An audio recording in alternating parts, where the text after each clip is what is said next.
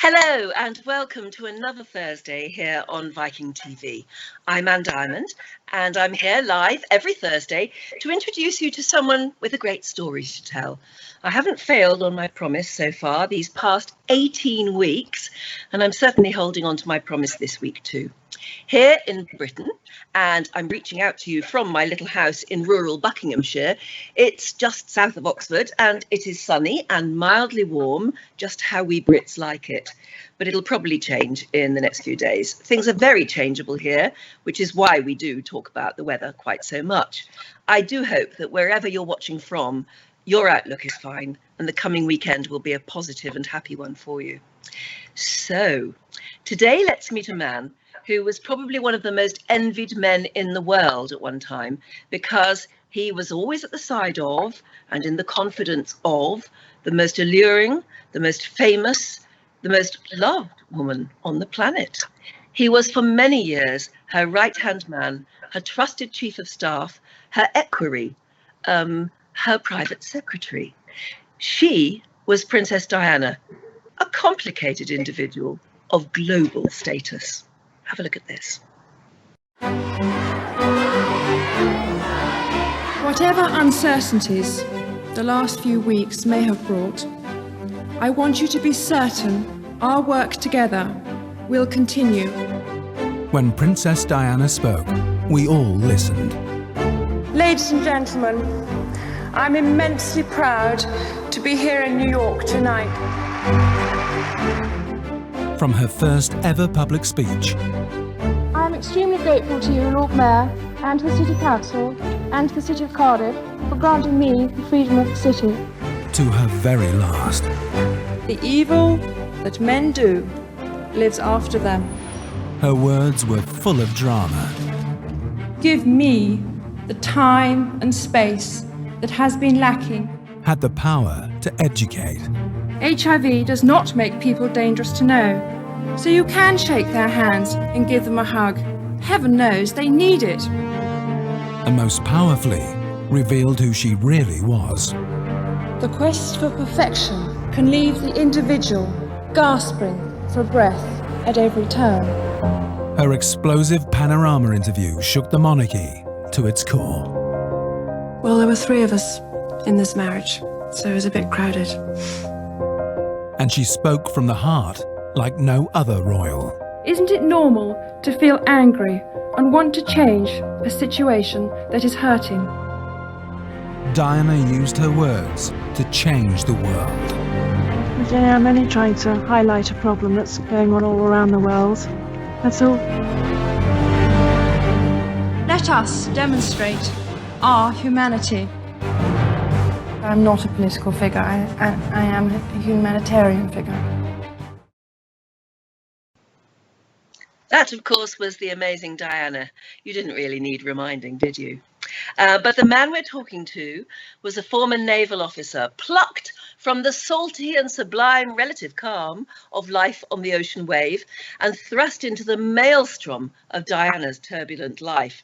It was his job to bring order and sense to her world, and I suppose purpose too. A very big job indeed, and a wild ride.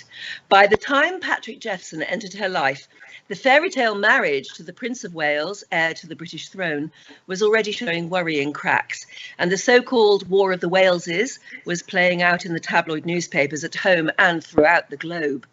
But for Diana, there was hardly a man in the world who didn't utterly adore her and would have given almost anything to be at her side, except perhaps the one man who should have, her own husband.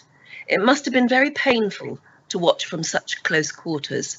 But as I said earlier, that was this man's extraordinary job. So let's meet Patrick Jephson, who joins us now live from his home just outside Washington, DC. Patrick, a very warm welcome to Viking.TV. Anne, it's lovely to be with you and lovely to be on Viking.TV. Absolutely. And actually, you're no stranger to Viking because you've been aboard a couple of Viking cruises, I think, as a guest lecturer. Where did you go? Well, I've had some great trips. Initially, Mediterranean. I did a back-to-back sort of Western and Middle Mediterranean. Then 3 British Isles. Now, you might think that British Isles cruises for an expat could be a bit of a bore, but actually it's the most lovely way to see the old place. And it's given me a chance to look at the old homeland in a way that I never had before. And my most recent one was an Atlantic crossing, Lisbon to Miami. And we had Christmas at sea. So it was, unfortunately, all the planned cruises this year have been cancelled, but I feel like I'm no longer a Viking virgin. I'm more of a Viking veteran, I think. Absolutely. That's a good way to put it. Did you ever go on board the Royal Yacht Britannia? Oh, yes. We had the Britannia for a Far East tour based in Hong Kong. And I have to say, now Viking has the most beautiful ships and they're beautifully run.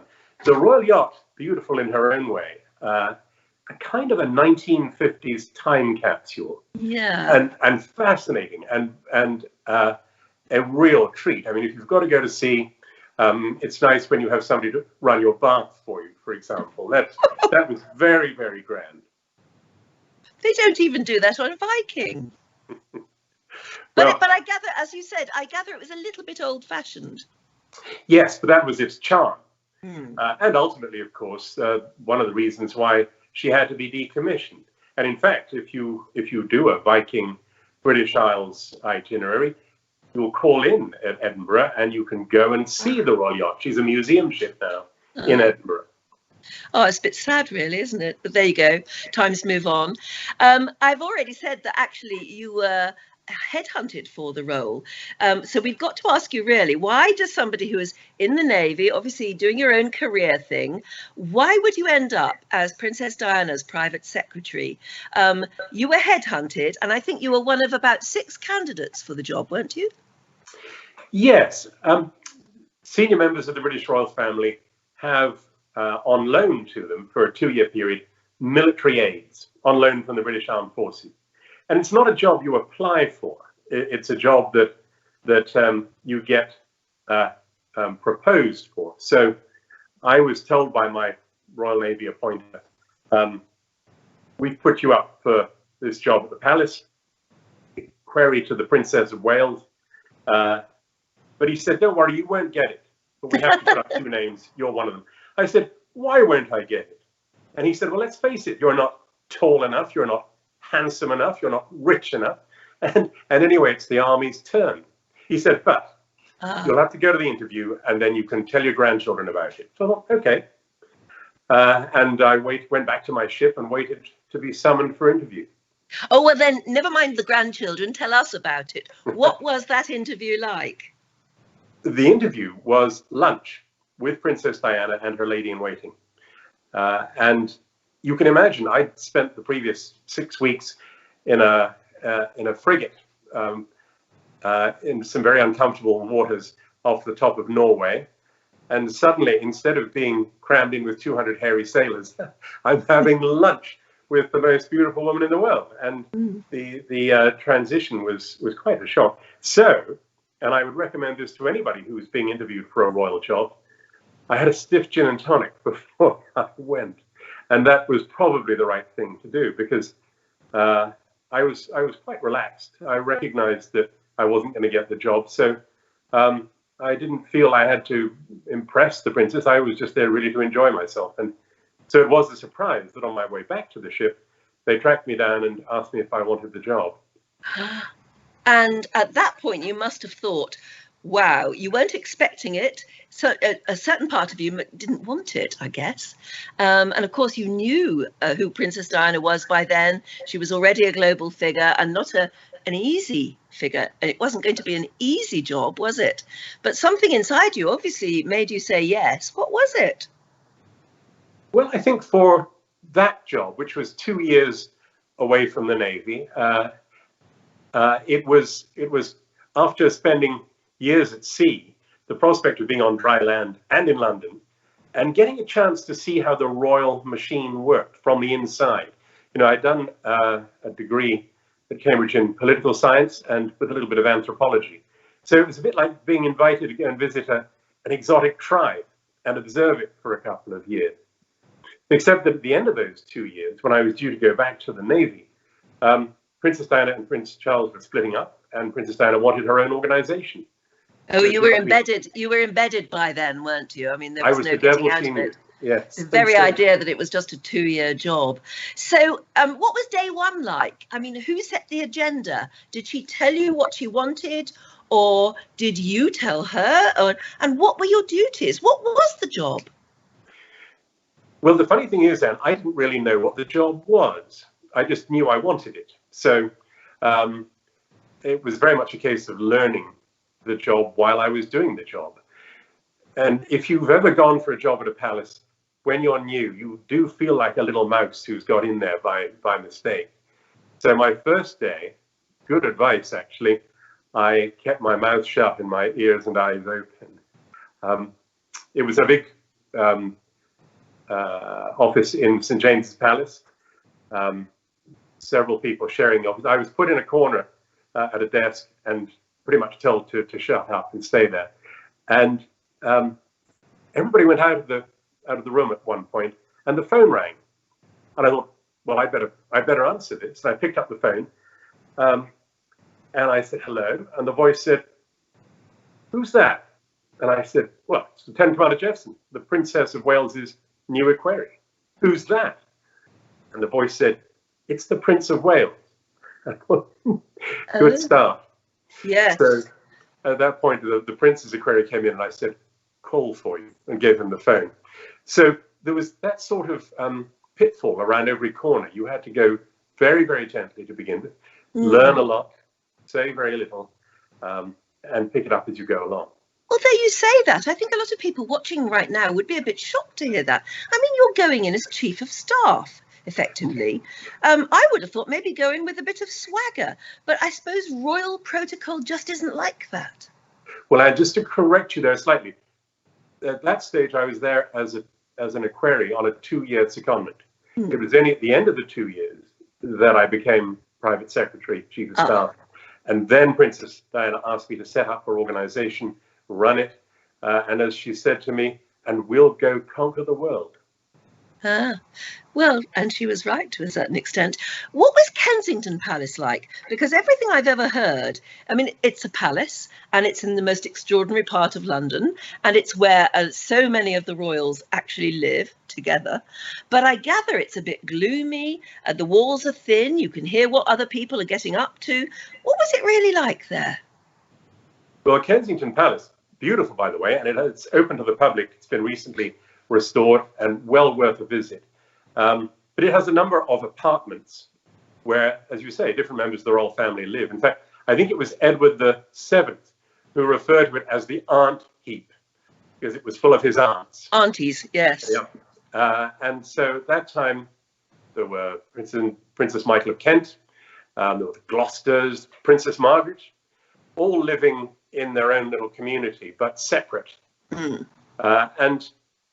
Charles and Diana's apartment was quite small. It wasn't palatial, really. It was nice, it was comfortable, but a lot of it was dark. It could be gloomy. And so quite often in the evenings after we'd had a busy day and I would take the princess back there, I would feel a bit wistful thinking, well, she's all alone in there, particularly after the separation. Yeah. And that was just the way we did it. Yeah, I mean, it's not the glamorous life that a lot of people think it may have been. Can I ask you a bit of a personal question? But I've met so many men who have come up against Princess Diana, and they are, journalists, editors, people who really know their stuff, and come up against Princess Diana and cannot help falling in love with her. They're just so impressed, and they're not the sort of people who would be impressed by royalty. What sort of effect did she have on you? Did she have that magic effect on you?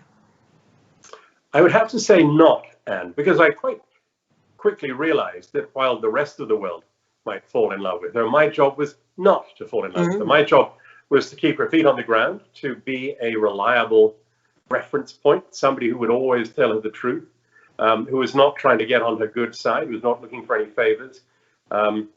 So that was our working relationship, and it was extremere effective. It was fun, though, sometimes to watch other people fall in love with her. This was a well-known phenomenon. My feelings for her were very deep, but quite different. Respect, admiration, sympathy sometimes, sometimes concern. I mean, sometimes she was in danger. Sometimes she was enduring terrible criticism. Sometimes she was facing life-changing decisions. So I was responsible for her public life, but that meant that a lot of the time I found myself also, in a way, responsible for her happiness and sense of fulfillment, as you mentioned at the beginning. Yes, actually, there must have been a great sense of responsibility. You referred to yourself as, or you referred to the job as the producer of the Diana show. Can you try and explain why you refer to it that way? Well, it's a useful shorthand. In fact, it was Lord David Putnam who described my job as producer of the Diana show. And he, of course, was an Oscar-winning producer. I thought I'll take that from him. Okay. Yeah. It sort of meant, I think, that anything to do with Diana was my job. And that went everything from housekeeping at Kensington Palace to what to say in the White House in conversation with the president, and everything in between. Everything from personnel and security to protocol, forward planning, damage control of all kinds, dealing with our lawyers, dealing with our bankers. It was the lot. Wow. Yeah. That's amazing, because that is so huge, because she was, as I said, a global figure, but she also touched people's lives in so many ways. Memorable moments then, good and bad. We've got lots of photographs. I mean, there are so many photographs. I don't even know where to start, but I thought if we might leaf through some of them, you could remember. I mean, there you are. Now, you said you weren't often photographed with her, but we've got quite a few of you in the background there. Always there, always relied upon, I presume, when she was at the front being the big star. Yes, well, they do say that behind every great woman, there's a man worrying about the timetable. Well, you got her there via Concorde, and also there, I think, probably on the Queen's flight. Yes, the Concorde was a special, you asked for best moments. Well, it's funny that, I mean, I love airplanes, and one of the great privileges of the job was flying in the Concorde. And it's beautiful to see her here.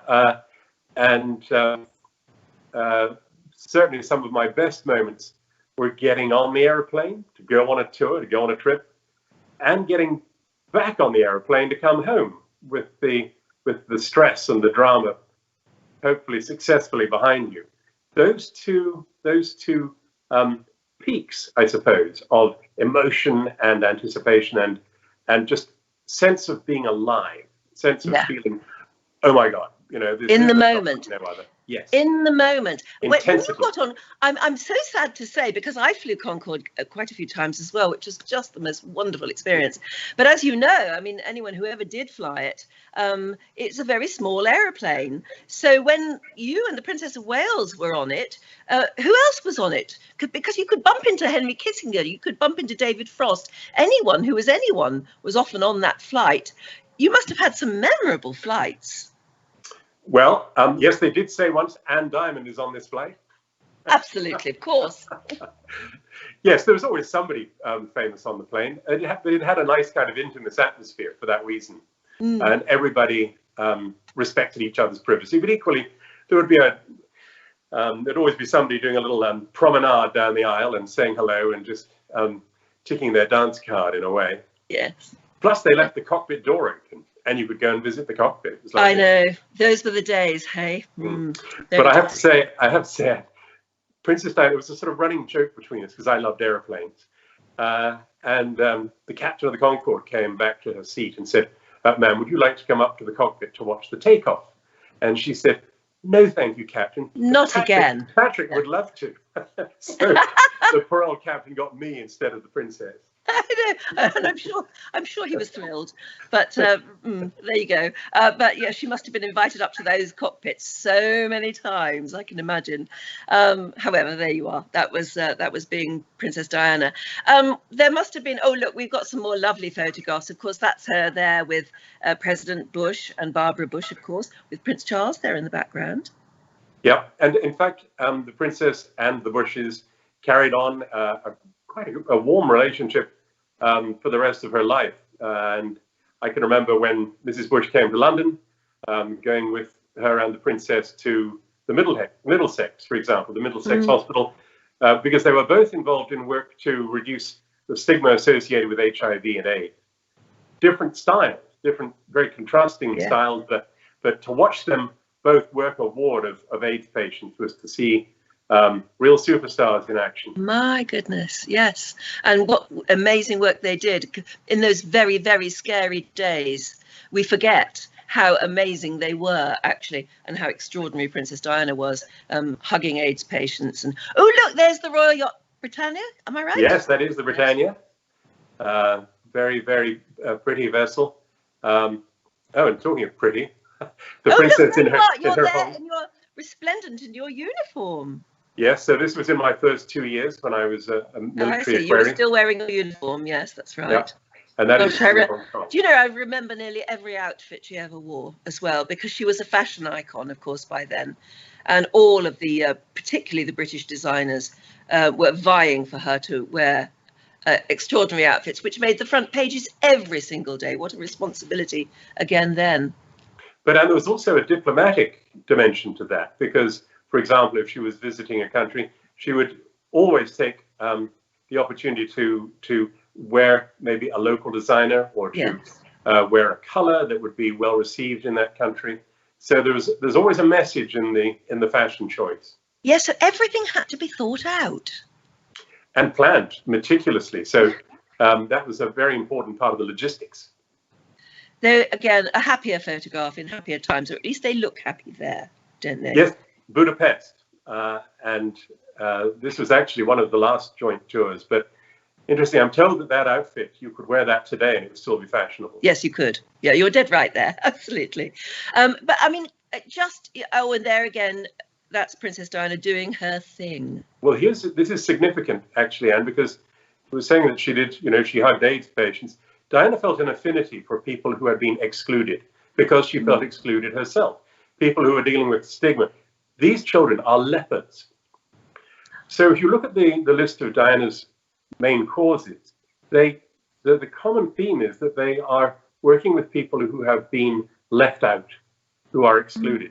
Lepers, AIDS patients, addicts, the mentally ill, homeless, domestic abuse victims. She really put the human into humanitarian, to the point where she was often asked to be patron of an animal charity. And you'll see a lot of royal people to this day get involved in animal charities. And she said to me, Patrick, we'll do animal charities when we run out of peace charities. Yes. And that really sums up her philosophy. Do you think she knew that she was allying herself to those causes? Do you think that was something that she knew she was doing, or was it just instinctive? Bit of both, I think. The instinct certainly drew her towards them. And then once she recognized that she was able to do so much to raise awareness of conditions like AIDS. I remember the first time we went to New York, she went to the Harlem Hospital Center, picked up a little African-American baby dying of AIDS. And the hospital director said to me, this is the first time anybody in American public life has even mentioned AIDS. Yeah. So she recognized then that she could leverage, to use a term, her profile to draw attention to these neglected areas. And it was an extraordinary time. I think people who haven't lived through the early 80s don't really understand how scary it was. It was we thought it was the end of the world, and it was just like a plague, a biblical plague, and it seemed so evil and cruel.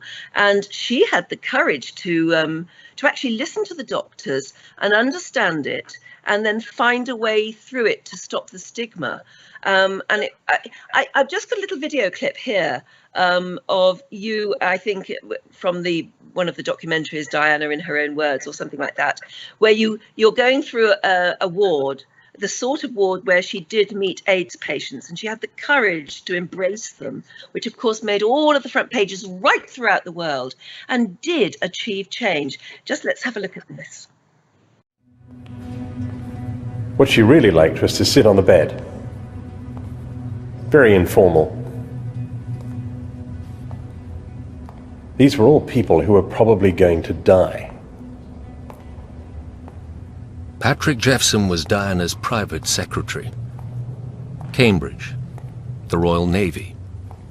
Off and on, his ancestors had served the royal family for hundreds of years. He was a monarchist, eager to please, perfectly cut out for the royal court. Just knowing that she was needed, that what she was doing was worthwhile, gave her a great sense of fulfillment, I think.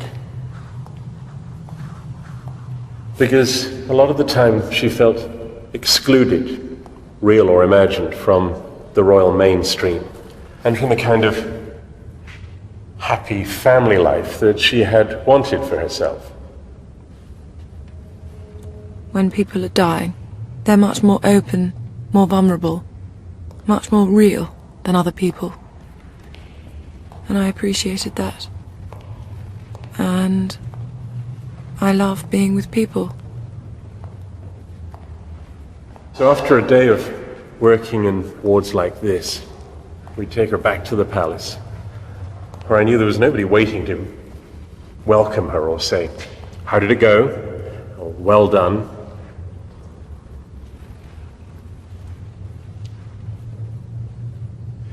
So increasingly, this sort of work became more and more important to her.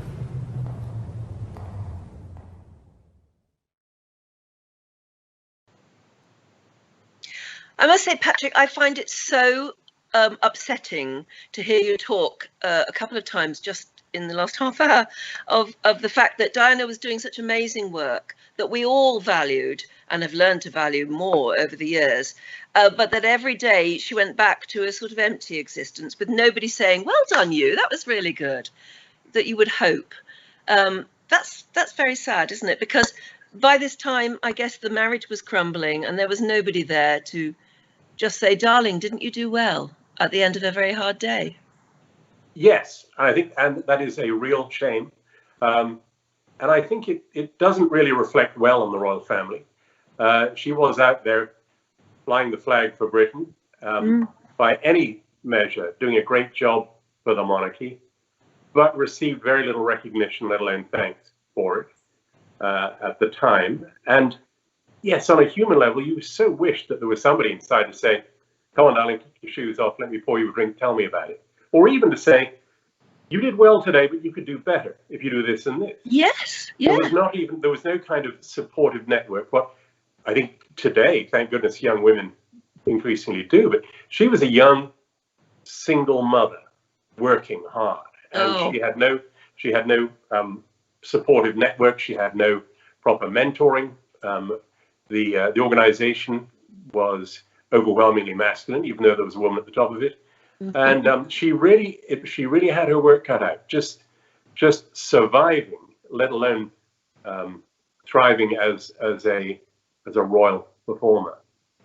And we all know, as any performer knows, but I mean anyone in a good job that takes a lot out of you, you need to get home and you need to wind down. You need to wind down by talking it through with somebody who loves you and who appreciates what you've done. Part of your job, I know that, and I think this is probably where you started to despair a bit, was part of your job was to maintain the lie that was a happy marriage. That must have been very difficult for you. Well, certainly at the beginning of my time there, which was from 1988 to, well, I think the fact that the marriage was coming to an end was pretty well known by 1990, and the formal separation coming in 92. Yes, we had to devote a huge amount of energy and credibility and logistical effort to maintaining a false picture that this marriage was okay, while at the same time knowing that we were promoting a false picture. And that, I think, in an organization is extremely corrosive. I sometimes thought, gosh, what could we have achieved if we weren't spending most of our time trying to portray this in an trying to unreal deny way. a truth almost. And of course, at the same time, Diana couldn't help giving out her own signals. Like, you know, the time when she was awarding Charles a cup at the polo match and she avoided his kiss, and the Taj Mahal photograph obviously, which she clearly designed to send out a message to the world. I am a woman alone in this, you know, palace of love. So at the same, you were trying to, you know, maintain the lie. At the same time, she's giving out to the world these signals that she's on her own. Yes, it was really quite a crash course in palace politics. But I was, ultimately, I was very relieved when they did separate, because it meant that we were dealing with the world as it truly was, however foreboding in a way, but at least it was we were dealing with the reality instead of a falsehood. And at that point, I think hope of what we could still achieve really took root. You said at the beginning that part of your job was being able to tell her like it is. Were you ever able to say, hang on a minute, look, this is, you're making an impossible situation here for me. If you keep giving out these signals that you are alone, that you are being abused in some way, I hate to use that word, but probably nowadays we might. You know, I'm trying to maintain a public facade. At the same time, you're knocking away at it. Were you able ever to talk to her on those terms? You could actually say anything you wanted to her, provided you found the right words and the right moment. And part of, you know, the reason I survived for 8 years was because I got quite good at picking my moment and picking my words. But in that case, I was already fully invested in her and in the long term. After all, I had left the Navy. I had forsaken my chosen career to throw in my lot with her. And it was very important to me, not just for my own reasons, but because of the kind of causes we were getting involved with, that she should succeed. Yes. And I suppose a kind of cussedness, because I thought the people who were criticizing her or who wanted her to fail had no business succeeding in that objective. So anything that frustrated them, that kept her going, that made her happy, that made her feel fulfilled, and that enabled the world to benefit from her extraordinary charisma, but also her humanity, I thought, fine, I'm happy to devote my energies and my life to that. Because there was no doubt that there was briefing against her, from the royal author Penny Junor right through to MPs, many of whom were saying that they were trying to get the press to believe that she was damaged, that she was a loose cannon, that she was so unreliable as not to be believed in any way at all, and that we were all falling for a myth. There was no doubt there was briefing against her, was there? Yes, there was briefing, and I needed no more incentive to prove them wrong. And every time I knew there had been some briefing to say that Diana wasn't up to the job, it still goes on, incidentally. I know. In certain royal quarters, they will try to diminish Diana or the memory of her. But at the time, it was quite shocking. You know, some of my worst days ever were when I would read in a newspaper, front page of the paper, something that I knew to be untrue, that I knew that had been briefed against her. But it's a great incentive to work harder, to do better, to aim higher. And she reacted the same way. Princess Diana was a very approachable, informal person, but she was also a professional and an aristocrat. She was not the girl next door. And as I think some of these critics discovered, to their surprise and to their cost, she had a backbone of steel. She was tough.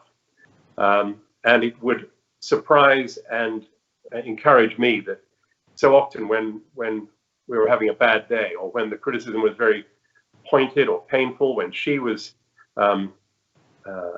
really having to struggle, she would dig deeper, find strength in herself, and always keep a sense of humor. And we got through so many tough days with a sense of humor, with a laugh. She was always ready to have a laugh, not least at herself. And I've observed other royal organizations who don't have that quality. And that was the thing that helped make some very difficult moments bearable. Yes, she was amazing. She was sometimes haughty, sometimes very self-confident, other times very, very intimate and vulnerable. But I tell you one thing I loved her for, and I think probably we all still love her for, is that no matter what anyone tried to say, ostensibly she was a brilliant mother. There are some wonderful photographs that prove that, as if it needs proving. But right from the days when, oh look, that the very famous nanny shot, where she was so young and naive she didn't even realise that's why the photographers were interested in her holding her two charges there. That was just her as a young nanny. But she went on to demonstrably be such a fine mother, and to actually teach us a thing or two about, you know, dropping the royal guard and becoming an openly loving mother. Yes, I think that the great skill she had, and she's often, I think, misunderstood in this, she didn't try and teach her children to be normal. She taught them to understand what normal people were like, because they were never going to be normal. They're always going to be royal. So rather than try to be normal or pretend to be normal, learn what normal is. Learn how normal people think, what their concerns are, what their lives are like, so that you can be a better royal person. Yeah, so she took them to McDonald's and she took them to Thorpe Park, and they had a wonderful time doing ordinary things. And she even, I don't know whether they actually did sleep out rough one night, but she certainly took them to meet the people who sleep out rough in London, didn't she? Yes, her concern there was to teach them from an early age not to be afraid of the people they would spend their lives helping. I remember William's very first sort of meet the public day in Cardiff. He was 10, I think. And on the way back to London in the plane, I said to the princess, you know, he did a good job today. And she said, yes, but Patrick, it's ironic. He's at an age when mothers are told to tell their children, you mustn't speak to strangers. I have to tell my children, you've got to speak to strangers. Yes. You're going to be speaking to strangers for the rest of your life. Yeah, that's true. Gosh, yes, very deep. I tell you what, look, she's whenever she was pictured there, you could see the obvious love between her and her children. Total devotion, actually, her children to her.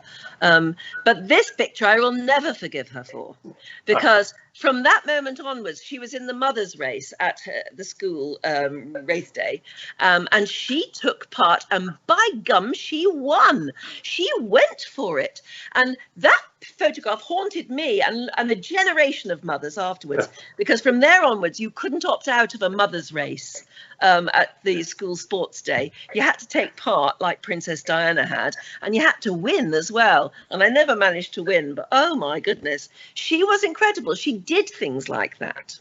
Well, it tells you a bit about her, and she was very competitive. She hated not to win, and that is a good example. It also is a good example to show you how fit she was too. Yeah. She could cover the ground, and it meant that, for example, when I was planning her program for a visit to a country or a factory or a hospital, very often I find the organizers had allowed far too long to get from place to place. She could move at speed. And she was also, incidentally, very, very time conscious. She insisted on punctuality. If I got a day's program wrong by even 5 minutes, I'd hear about it. Oh. This is the thing, she was very, very professional. She was very observant. Some royal people you can slip stuff past. Never with her. Well, that's it.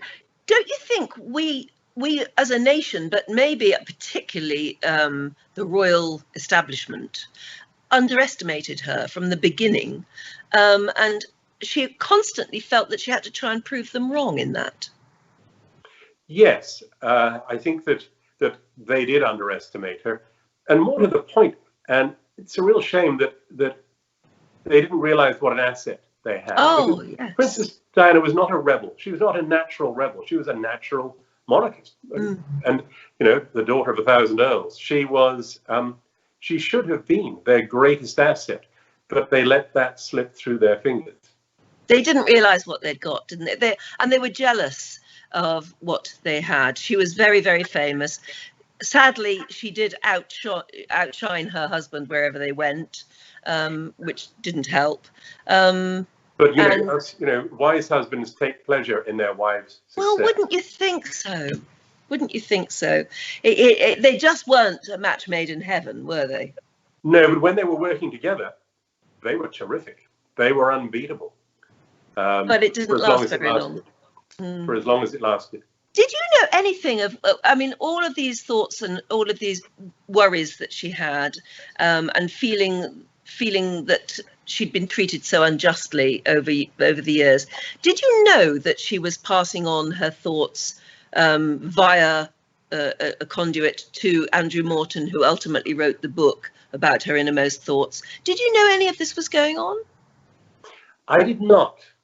You see, in a position like mine as private secretary, one of the instincts you have to develop if you're going to survive is to know what you know and to know what you don't know. So my mind was compartmentalized into things that I knew but couldn't acknowledge knowing. I had a pretty good idea, but until she admitted it to me, I did not officially know about it. And that was the way we had to work. Yeah. It also, I mean, perhaps this was considerate on her part. It meant that I had plausible deniability. So, yes, you know, when one of the other private secretaries said to me, "Did you know about this?" I could answer, "No, I knew nothing about it." I used to meet her sometimes, and she used to say to me, "Oh, Anne, I so envy you, because in the morning you can sit there on television, and if the press is saying something nasty about you, you can deny it in front of your viewers. I can never do that." And I said, "Well, any time you ever want, you can come onto the breakfast television sofa and do that." And of course, ultimately, she didn't do it with me. She did it with Panorama. She did an interview with, for anyone watching who doesn't know Panorama, it's one of the BBC's absolute flagship journalism programs. And she chose to do it with Panorama, but she didn't tell you she was going to do it, did she? Yes, and I think that again was quite considerate of her. Because considerate. It was, because it meant that if somebody said to me, "Did you know about this?" No, I didn't. Now, it's no coincidence that I resigned a couple of months after Panorama. Yeah. But that was not because of Panorama. That was because really we no longer, I realized, we no longer shared the same vision of her future. No, by now she was sort of creating her own destiny in a way. Let's have a look at this video clip, because it explains just what an incredible turning point this interview was and what a quandary it left you in. Have a look. I was a separated wife to the Prince of Wales. I was a problem, full stop. Never happened before. What do we do with her? Diana's most infamous and explosive words were those she gave to Panorama in November 1995. They shook the nation and the monarchy to its core. But how did it come to this?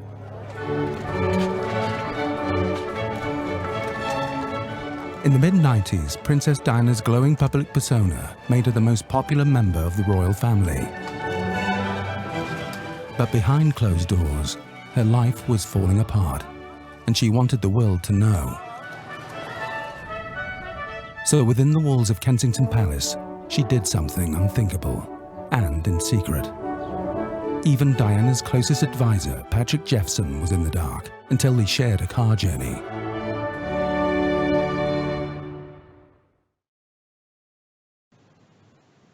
So, Patrick, what did she say on that car journey, and how did you react? Well, actually, Anne, it was before we got in the car. We were going that day on an official visit to Broadmoor Special Hospital, which is for high security mental patients. And we were in her sitting room, and she said, "Patrick, I've done an interview for TV." And I said, "Okay." We had been talking about a new documentary of some kind. She said, "It's for Panorama." And I thought, whoops. Ooh. This spells trouble. That's serious. And she said, "But don't worry, it's really good. You know, nothing to worry about." And I said, "Well, fine. Have you actually taped it? I mean, when's it going out?" She said, "It's going out next week." And I thought, because a couple of years previously, I had stopped her doing something a little bit like this. And I think she perhaps hadn't given me more warning in case I tried to talk her out of it. It was too late. So we had to get in the car to drive to Broadmoor. And in the car, I tried to get more information out of her about it. And I remember saying, "Does the Queen know about this?" And she said, "No." And I said, "Well, we have to tell her." And I picked up the phone in the car to get through to the Queen's office so that we could tell her, which we did. And really from then on, my belief is that she realized what a mistake she had made. Oh, I think Panorama was a big mistake, and I think she realized it. It was I don't think it won her any new friends. I think it increased her support among people who were already her supporters. Yes, yes. But critically to me, she chose to portray herself as a victim, whereas instead I knew her to be a strong, influential woman. And my vision for the future was that she should use that to be an advocate, an influencer, and indeed a peacemaker. Because if she had been able to offer the hand of reconciliation to her in-laws, then the story could have had a much happier ending. Do you ever think it's because she didn't have a strong mum around her? I don't know. I went through a hideous time like, nothing like Diana's, but I went through a hideous time like that myself. And my mother immediately came up on the train and she said, "Don't be weak, be strong." Yeah. And I just wonder if Diana had had a mother around who might have said something really ordinary and basic like that to her, whether she might have turned out to do things differently. Well, I think by that stage, she had chosen some friends who did not really have her best interests at heart, and who, for reasons of their own, chose to encourage the sense in her that she was a victim, that everybody was so unfair to her, which was true enough, but it didn't have to be the story. No. And that was the big disappointment for me. She was so much more than the poor little the poor little me that you saw on Panorama. Absolutely. Let's just remind ourselves of one of those bombshell bits, because it was a jaw-dropping interview. You can tell us how your jaw dropped in a couple of moments. Just have a look at this. Do you think Mrs. Parker Bowles was a factor in the breakdown of your marriage? Well, there were 3 of us in this marriage, so it was a bit crowded. I mean, this is the heir to the throne's wife, the mother of the heir to the throne after that, talking about infidelity right at the heart of the monarchy. This is ghastly stuff. And so she was being pretty honest about it. And the line of, well, there were 3 of us in the marriage, is, I have to say, a pretty good line. You know, that is a zinger. But another line was even more memorable. Diana took inspiration from another woman who had connected emotionally to a global audience, her step-grandmother, Barbara Cartland. Her novel, Queen of Hearts, had been published a few years earlier. I'd like to be a queen of people's hearts in people's hearts, but I don't see myself being queen of this country. I don't think many people would want me to be queen. I will never forget watching that. Where were you when you saw it? Well, and you may not remember this, but the night of the broadcast, we had an official engagement. We were at a dinner in London for the European cancer and research treatment charity at Bridgewater House. So is that when she wore the revenge dress? No, but she wore a pretty good dress. So we were working while this was being broadcast, and I had arranged to have notes sent to my place at the dinner table with a little update on what's going on. And after dinner, we went back to, I remember, the lady in waiting's apartment, and she had taped it. And we watched as much of it as we could. And where did your jaw? I mean, my jaw just dropped to the floor. I couldn't believe she was saying the things she said. Yeah, I did feel a sense of professional frustration, and indeed a sense that it would be very hard for me to do my job. Yeah. With a boss who seemed so determined to talk herself down. Yes, to self-detonate. It's like another fine mess you've got me into, isn't it? I mean, how do you cope with that? Where do you go? Your job must have almost been impossible from that day onwards. It got more difficult. We still did a couple of very successful overseas tours and a normal program of engagements. And, you know, she did recognize that she had made a mistake. And we never spoke of it again. Oh, I'm sad to hear that. but she had told the world how she felt, and that's what she wanted, I suppose. And as you said, just very shortly after that, you resigned. Is that because it just became too much? Your job became impossible? I think there were probably a number of contributory factors, but the main one was that lack of shared vision. All those years, we knew what we were doing or what we were trying to do. I think if you've got a destination, a path, you can get through anything. All we had to do was keep going and do it better. But suddenly it was obvious to me that she and I were not agreeing on where we were trying to go or how we were going to get there. So that, I think, was the moment when, a lot of people make the mistake of hanging on when they should go. Yes. And so I thought, I think I've done my time here, and very reluctantly, very sadly, took my leave. Now that's interesting in itself, because nobody dumps Princess Diana, and apparently royal protocol is that you don't actually hand in your resignation, you wait to be asked. But you did actually say, I think our time's up, didn't you? I did, because I was used to making decisions about what we were doing and what was coming next, and here was just another decision, except this decision affected me personally.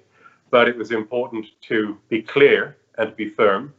I wrote her a very nice resignation letter, and it was a very painful, unhappy moment, but it had to be done. And because there was the pager moment, wasn't there? And this had happened to other people in the past. And also she did have a reputation for picking people up, being very interested in them for a while, and then dumping them for no reason at all, and they would be bereft. And then suddenly you found almost the same sort of thing happening to you. Your pager went off with a pretty nasty message on it that you'd heard about other people receiving, and you suddenly found that you were being treated in that dismissive way as well.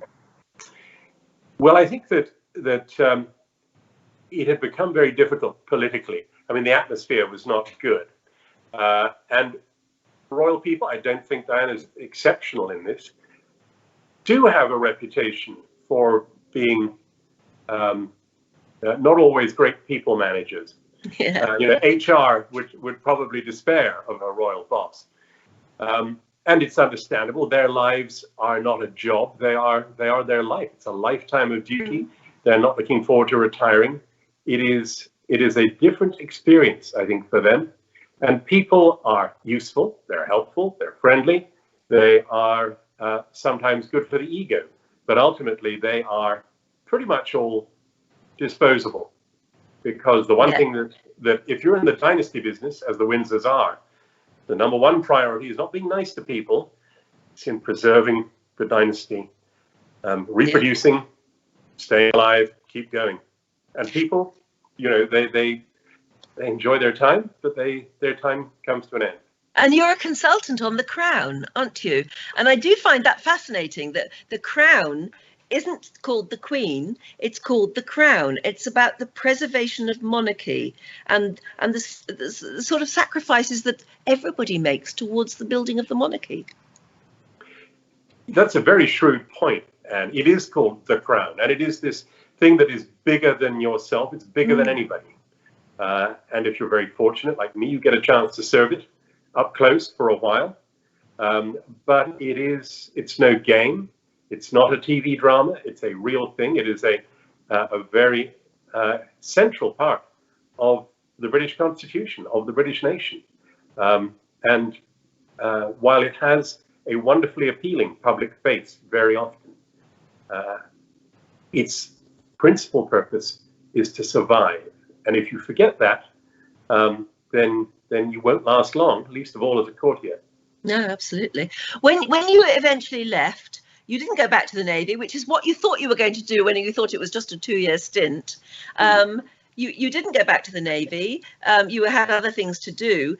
But it's interesting that you mentioned earlier that your family has a history of serving the royal family. It goes right back hundreds of years, doesn't it? Yes, I have the distinction of having had an ancestor who was executed by Henry VIII. Oh my goodness, that's a distinction. Why? What did he do? Well, I don't know how well you know your Henry VIII story, but he was executed on account of Anne Boleyn. Did he have an affair with Anne Boleyn? The king thought he did. Oh my goodness! We what was his the name? family. Henry Norris. Oh. Yeah. And he's a direct descendant of yours. I'm a direct descendant of his. Of his, yes, exactly. And then his granddaughter was Queen Elizabeth I's goddaughter. Oh my goodness. Elizabeth Jephson. So it's entirely coincidental. I didn't get the job because of this. No. But it helps provide a bit of perspective. In fact, I've got something to show you here. And one of the talks I do on Vikings' beautiful ships is about Queen Victoria. And an ancestor of mine was invited to Queen Victoria's coronation. And digging around at home, I found this, which is the order of service for Queen Victoria's, hang on, I get that right? Nearly. No, you're angling it exactly the wrong way. That's it. Yeah, we're with you. Here's the order of service for the coronation. Goodness. Oh, that's wonderful. In fact, I took this on my last Viking cruise and handed it around the audience. And glad to say I got it back at the end, but it's an extraordinary document. That is quite something. Yes, that really is. But I mean, but also you had this brilliant naval career throughout the Cold War. In fact, I think one of the talks you do on Viking. Oh, look, there you are, resplendent. Look how slim I look. I know. I mean, I'm sorry to go back. If I went back 30 years with my photographs, same sort of thing. But yeah, you were serving throughout the Cold War as well. You had you had a brilliant career before you even got involved with Princess Diana. Well, the Navy was going to be my life, and one of the reasons that I love going on Viking cruises is that it gets me back to sea, and the sea is both seductive but also rather scary, and that combination I thought was fascinating. And to be paid to sail, to go on ships, to travel the world, to have adventures, it is a bit like going on Viking, because you're there for the beauty of the sea, for the good company, for the adventures, and the duty-free drinks. So yes, I won't disagree with you there. That's definitely one of the delights of it. But I'm very, I mean, look, oh gosh, I don't know what that is. Were you on board any of those? What an aircraft carrier that is, isn't it? Well, quite often on Viking cruises, I find my audience comprises retired naval gentlemen, and a lot of them are interested in the Navy talks that I do. So I put this one up to show particularly any ex-US Navy people that these are the two new British aircraft carriers, and they're very, very handsome. Have they been commissioned yet? Yes, they're both in commission. The Queen Elizabeth and the Prince of Wales. In fact, they're both alongside in Portsmouth today, I know. Oh, they look splendid. That's nice to know. That's very nice to know. Absolutely. There we go. You'll have to talk me through these because I really don't know what I'm looking at. Okay, well, this is one of Princess Diana's affiliated ships. She launched this ship. It's HMS Cornwall. She was, of course, the Duchess of Cornwall. Oh, yes. And something often forgotten about Princess Diana, she did mainstream royal duty. Her military affiliations were her pride and joy. Her army regiments, her air force stations, and her ships. She took all that very seriously. Yes, exactly. When people try to trivialize her, because of course that she was a celebrity, she was one of the first huge celebrities. They only look at her celebrity, but she did a lot of serious work and took a lot of her royal serious work, very, very seriously, clearly. But she really did, didn't she? She turned out. She put on her army gear, her camouflage. She got out there with the troops, and she really related to them. Yes, it's worth mentioning it actually, not just her military affiliations, but trade promotion, cultural work for the British Council. She was not just a humanitarian figure. She did the full range of traditional royal duties, and of course, being her, she did them brilliantly. And from the very young girl that we saw at the beginning, the young nanny who wasn't even aware that the photographers were taking this see-through picture of her skirt. When she made her first speech, she then became a very, very accomplished speaker. And frankly, in the few months just before she died, she knew what she wanted to say, and she said it very masterfully in some of her later speeches, didn't she? She was at her best when she spoke off the cuff. Mm. She was a very articulate, very quick-witted person, great with a one-liner. She was not academically gifted or successful. She would be the first to admit it. But I never met anybody who was smarter. That's very interesting. And yet there are still those who would seek to trivialize her and possibly airbrush her from history. Do you think, really? I'm afraid there are, yes. And you know, and I need no more incentive than that to have the chance to have lovely chats like this with you. Absolutely. Where were you when you heard of her death? Well, I had resigned, so I was at home in the country. And you know, there's times when you wake up for no very obvious reason, and you know you can't go back to sleep. So I got up and I went downstairs to have a cup of tea, and about 4 o'clock in the morning, and I noticed somebody had left me a voice message. 4 o'clock. Hmm. Yeah, and it was the editor of a British newspaper saying, "I expect you've seen the news about the princess. Let me know if you want to say anything." Oh. What's this? So I turned on the TV, and there was the news. And we were all dumbfounded, as the world. I will never forget that day. I mean, I too was woken up at 4 in the morning and broadcast for the rest of the morning about it, and still couldn't believe as I was speaking the words. And some of us, and you look back at some of the pictures of her funeral and everything that's happened since, and you still can't believe it, really, can you? No, and yet in a way, perhaps it gives us the opportunity to remember her as she was, as young, as beautiful, as energetic, and still will always represent the best kind of public figure, somebody who could carry a lot of hopes and expectations. Well, I know that what you've said as well is that she represented a kind of decency that you worried that we were losing at one point. She was a decent human being, and she tried her best to be the best, didn't she? Well, I suppose you couldn't really ever fault her for effort. She tried really hard, and she succeeded brilliantly. And it's just, I suppose, a tragedy that she didn't have more opportunities and more years to do what she did. Oh, I know. I was always hoping that, you know, she would obviously live as we're all living now, and that she would have by now set up her own court, which would be such a powerful court. And just waiting, I suppose, for William to become king, and then, my goodness, what a force she would be, and it would never fail to attract and enhance and embellish our lives. But sadly, it was all brought to a terrible end.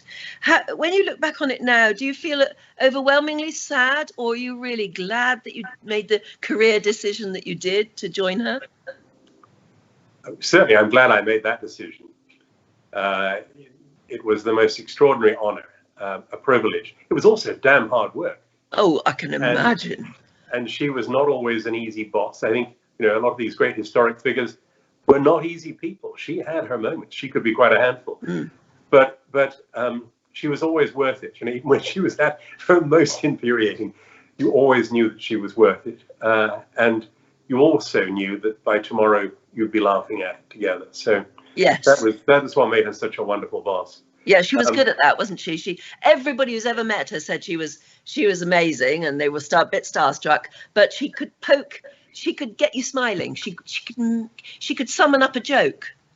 Well, it was because she had an ability to read people's moods, and she was very empathetic, emotionally articulate, I think people call it.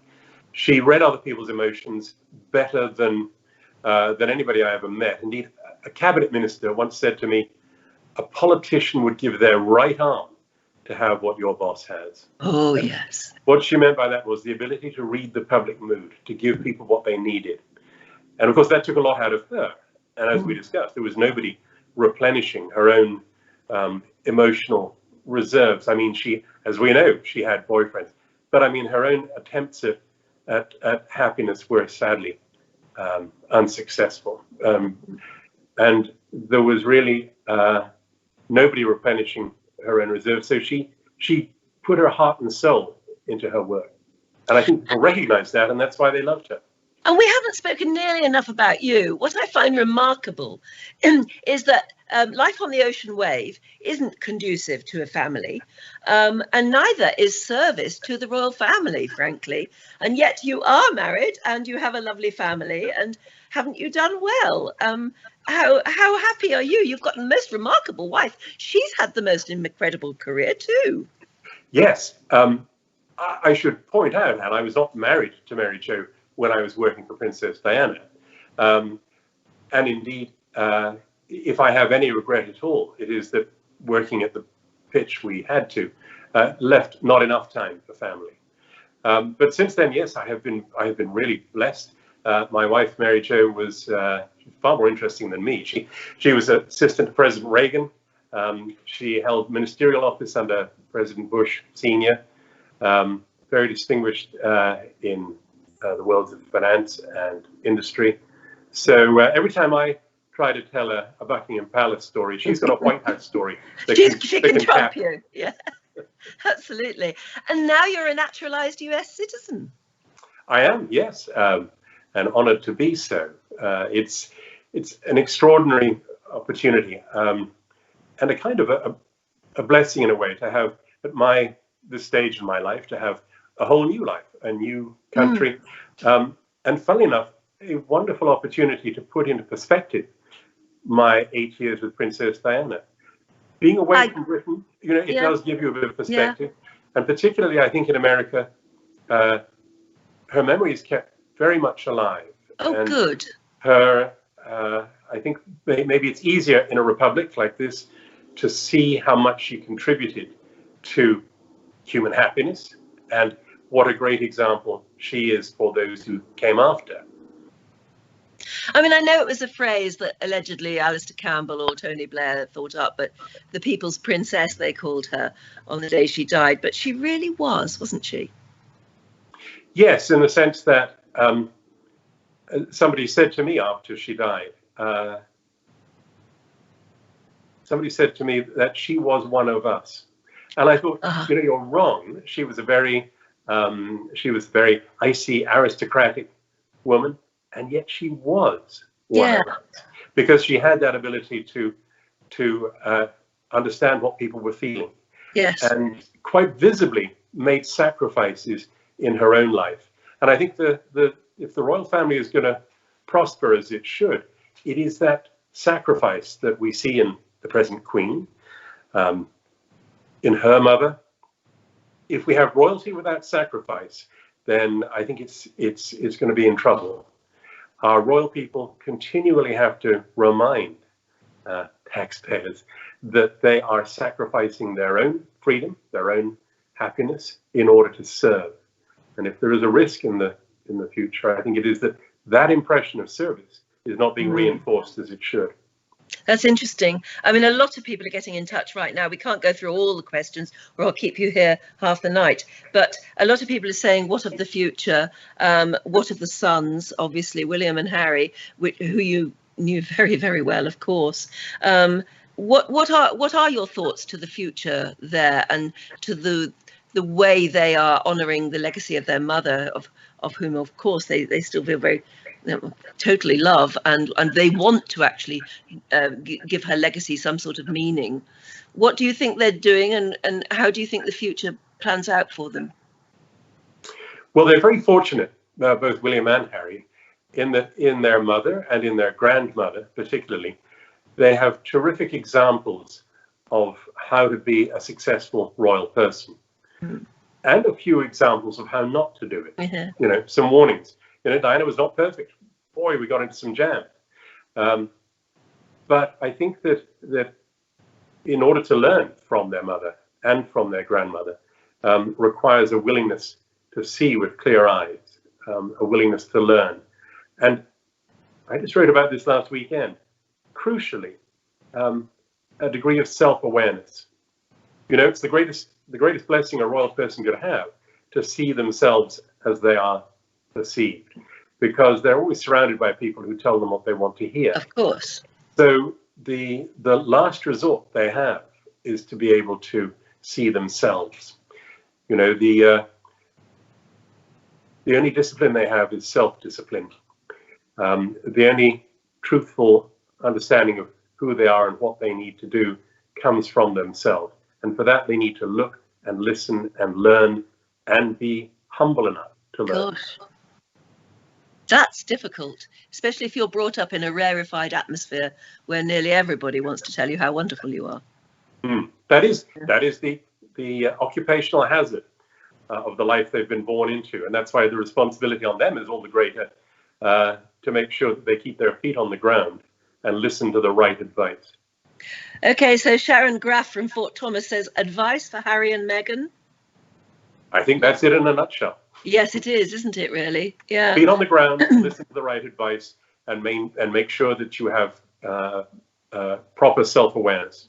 Yeah, and listen to what people say, because, you know, especially if they're people who love you, because they want the best for you. Yeah, and again, you could not have a better example than the present Queen, an example of service and sacrifice, and essentially remembering, as Diana did, that what you are serving is way bigger than you, and don't forget it. Okay, right, to just one tiny funny memory if you can. Jane Burrows from New York says, what is your most fun memory of Princess Diana? Gosh. I know, there must be hundreds. Tricky to pick just one, but I remember being with Princess Diana, working a rope line in Plymouth, a naval city where I had lived and served. And she was collecting flowers and people were cheering and saying lovely things to her. And there I noticed there was one of my former sailors in the crowd.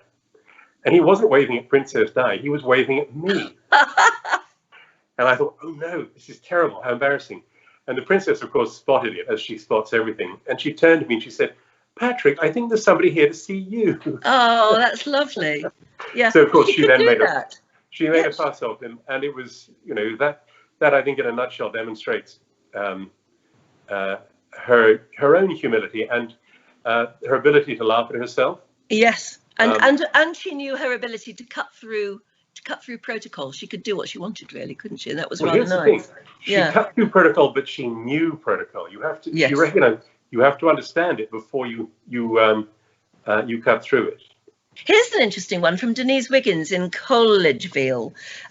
She said, who do you believe inspired Diana? Did she have anybody that she looked up to? Yes, she did. I mean, throughout the time I was working for her, she took inspiration from people like Mother Teresa,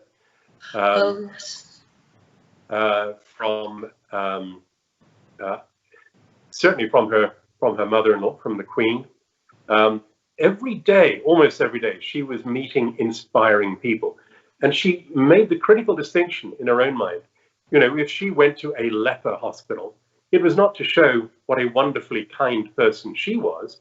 It was so the world looked at the people who were really doing the work, the people who were not glamorous, who were not princesses, who worked every day helping others. And she took inspiration from a nun, a nurse, a volunteer, a patient, an addict. And all of these individual experiences she was able to absorb. And I would see them very often. For example, if we were writing a speech, she would remember something somebody had said to her. Not somebody grand or famous, but somebody who was on the outside, in trouble, at the bottom of the heap. And that would be an inspiration for her thought. And to give an example, the most important speech I think she ever gave was when she spoke about her own eating disorder. There were critics who were calling her mentally ill, and not up to the job. And so this is a great indicator of her character. She said, yeah, I've got an eating disorder. So instead of being mocked for it, she took the opportunity to go out and talk about it and relate to everybody else in the world who is being mocked, who is being criticized. And that speech came absolutely from the inspiration she got visiting Great Ormond Street Hospital, going to meet children who were suffering with eating disorders. And for them, she wanted to get out and say, yes, I've got an eating disorder too. And this is why we need to be aware of work being done to help cure this condition. And it's easy to forget because people talk a lot about their private miseries now, but Princess Diana was the first to ever say anything like that. Yes, and it was not self-pitying. It was actually turning around criticism that had been leveled at her. Absolutely. It's interesting you mentioned Mother Teresa as well, because I understand that Princess Diana was buried with Mother Teresa's rosary beads, which Mother Teresa had given her when they met. And that Mother Teresa, you forget this, she died the same week. Yes, and actually, this is perhaps a better example of a funny story. When I was with Princess Diana, we were visiting Mother Teresa, and towards the end of the visit, Mother Teresa said, will you come and pray with me in my chapel? Mother Teresa, Princess Di, and me, praying. And gosh, what an honor. And I was praying and praying. And after a while, because it was my job, remember, Princess Diana was very punctual, I was thinking about the timetable. I was thinking about the cars, the aeroplanes, everything. And I was thinking, I wonder how long this prayer is going on for. So pretty soon I was praying, please, Lord, may this prayer end soon. Oh, that's lovely. I love that. That's the practicality of your job, given whatever else in the world is happening. I did a lot of praying. I can imagine. I can absolutely imagine. I mean, you're still writing your latest book, of course, for anyone who wants to know, and I'm sure you'll be on a Viking cruise ship one day talking about it, is about Harry and Meghan, actually. The royal family keep on giving to us, don't they? That we still love talking about them. We still love. Why are we still so fascinated by them, Patrick? Well, because they're not celebrities. They are part of something bigger. And, yes. Whether they live up to that or not, of course, is constantly a matter of debate. And also because ordinary people, I've seen this, they project onto the royal family their own experiences because they are a royal family. They are not perfect. They make mistakes. One of the reasons Diana, I think, was so loved was because she made mistakes, and people could relate to that. But she made mistakes for the right reasons, and therefore she had what again David Putnam described as forgivability, and that is the greatest gift. Absolutely. You get the benefit of the doubt. She must have worried sometimes when she made those mistakes, but funnily enough, we love her all the more for it. If you can hang on just a few more minutes for me, Patrick, because we really are going over time here, but that's a good sign. Okay, so Roger Blakewell from University Park in Florida says, do you still maintain contact with her sons, for instance? No. It's a peculiarity of royal service that for the most part, once you're gone, you're gone. You're gone. That's probably best all round. Yeah. Kathy Costa from Atlanta, Kathy Castor, I think. Hi there, Kathy, says, was Diana especially religious? Did she have faith? She was religious. And of course, as a member of the royal family, she had an institutional involvement with the Church of England, of course, Anglican.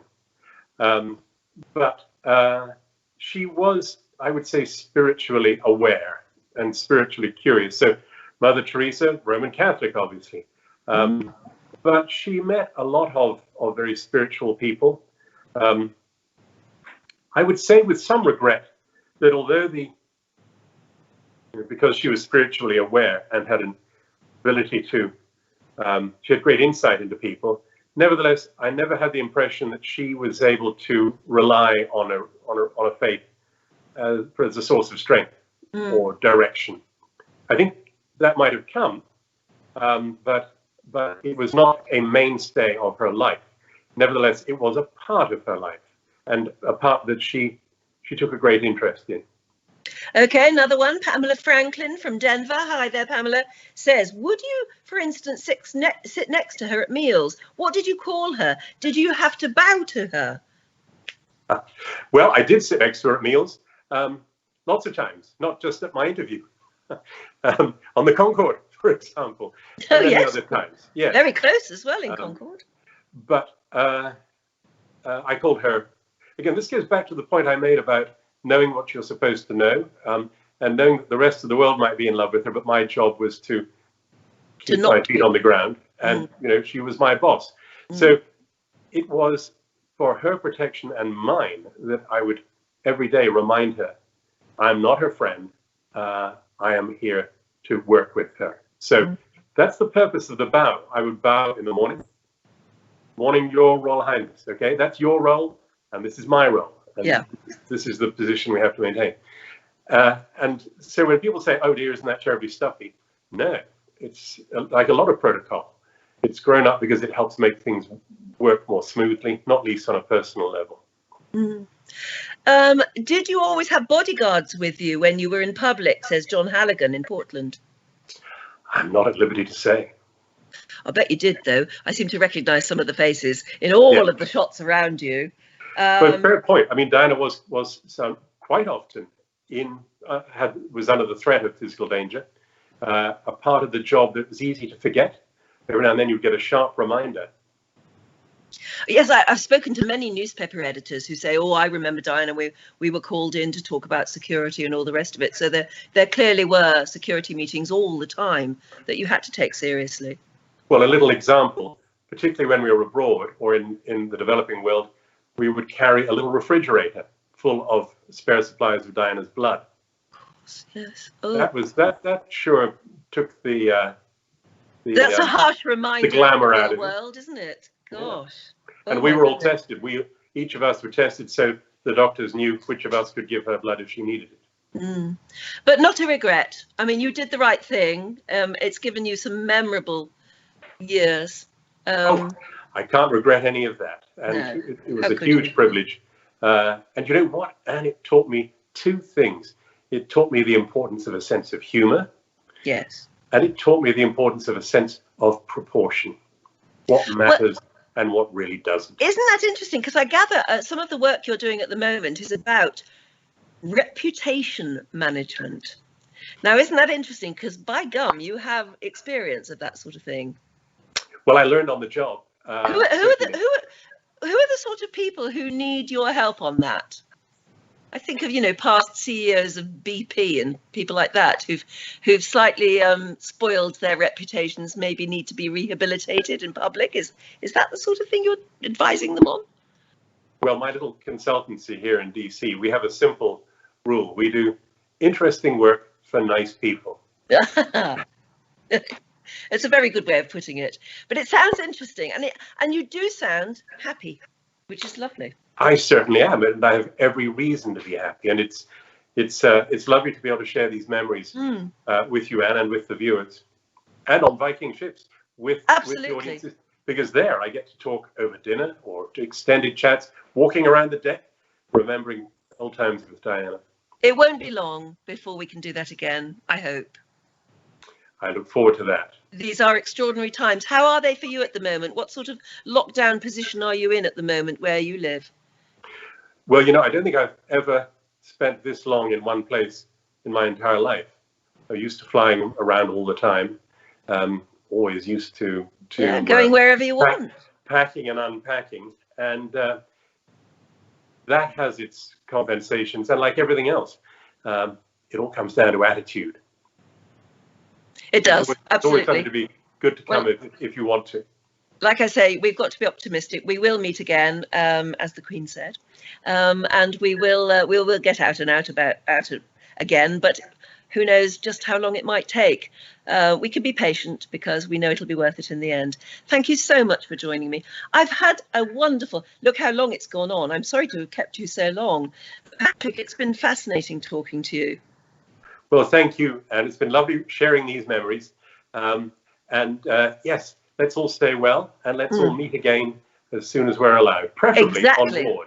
Exactly. That you couldn't have said it better. Thank you very, very much indeed, Patrick Jephson. Thank you very much for joining me. Thank you. Oh, wasn't that wonderful? Wow. Next week. Like I say, I'm promising you somebody extraordinary every week, and I'm keeping it up so far. Next week, I'll be meeting Alan Henry Brooke, who's 3rd Viscount Brookborough, a Northern Irish peer and landowner, personally chosen be Lord-in-Waiting to the Queen since 1997, and I didn't even know there were such things as Lords-in-Waiting. So we'll find out all about him and that particular role. And can I just remind you that there's a new feature here on Viking TV on Sunday evenings. The wonderful singer Sissel, who was one of my guests a few weeks ago, well, she's launching a new series of what she's calling Sissel Sundays, where she's going to sing and talk through a different theme every Sunday right through until Christmas. So that's something to look forward to. The first, this coming Sunday, is apparently going to be entitled Infatuation, Love at First Sight. Intriguing. Perhaps a little bit of Bewitched, Bothered and Bewildered, I hear. So do tune in for that. And if you hunt around the Viking TV website, you'll see that there's a bit of everything from TED Talks to trips around museums, from the world of Finsa the dog through to polar expeditions. And every evening we live stream with something to unite us all. Same time, same place. So until next week, from me, Anne Diamond, a very fond farewell, and please keep safe and healthy. And so, goodbye until next week.